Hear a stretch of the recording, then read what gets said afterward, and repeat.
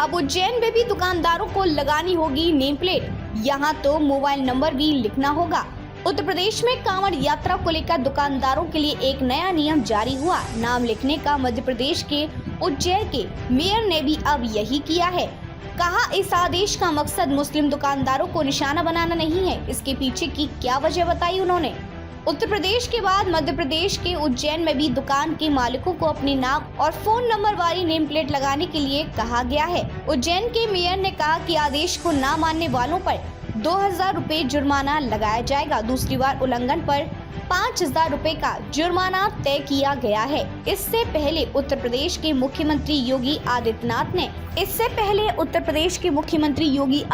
ने कांवड़ यात्रा वाले रास्तों पर पड़ने वाली खाने पीने की दुकानों पर उनके मालिकों का नाम लिखने का आदेश दिया था। राज्य सरकार की ओर से कहा गया है कि कांवड़ यात्रियों की आस्था की शुचिता बनाए रखने के लिए ये फैसला लिया गया है। आगे बोले, उज्जैन की मेयर इन काउंसिलिंग ने साल 2002 में ही दुकानदारों को अपना नाम डिस्प्ले करने के प्रस्ताव को मंजूरी दे दी थी। बाद में उसे आपत्तियों और औपचारिकताओं के लिए राज्य सरकार के पास भेज दिया गया था। सब औपचारिकताएं पहले ही पूरी हो गई हैं। इम्प्लीमेंट करने में देरी हुई क्योंकि पहले नेम प्लेट को एक ही रंग और आकार का रखने का नियम था। अब हमने इस नियम में ढील दे दी है। अब बस नाम और मोबाइल नंबर लिखना जरूरी है। मेयर ने आगे कहा, उज्जैन एक धार्मिक और पवित्र शहर है।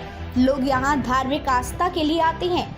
उन्हें उस दुकानदार के बारे में जानने का अधिकार है जिससे वो सामान ले रहे हैं। बीजेपी के सहयोगी ही तंज कसने लगे। इस मामले को लेकर विपक्ष के साथ साथ बीजेपी के सहयोगी ही उस पर सवाल उठाने लगे हैं। एलजेपी अध्यक्ष और केंद्रीय मंत्री चिराग पासवान ने पीटीआई के साथ बातचीत की। बोले, गरीबों के लिए काम करना हर सरकार की जिम्मेदारी है, जिसमें समाज के सभी वर्ग जैसे दलित, पिछड़े, ऊंची जातियां और मुस्लिम भी शामिल हैं। जब भी जाति या धर्म के नाम पर इस तरह का विभाजन होता है, मैं ना तो इसका समर्थन करता हूं और ना ही इसे प्रोत्साहित करता हूं। मुझे नहीं लगता कि मेरी उम्र का कोई भी शिक्षित युवा ऐसी चीजों से प्रभावित होता है। मैं केंद्र और राज्य दोनों सरकारों के सामने अपनी आपत्तियां उठाऊंगा। बीजेपी की एक और सहयोगी पार्टी आरएलडी ने भी योगी आदित्यनाथ के इस फैसले पर सवाल उठाया है। पार्टी के राष्ट्रीय सचिव अनुपम मिश्रा ने द इंडियन एक्सप्रेस से कहा, खाद्य सुरक्षा नियमों के मुताबिक हर भोजनालय को केवल अपना नाम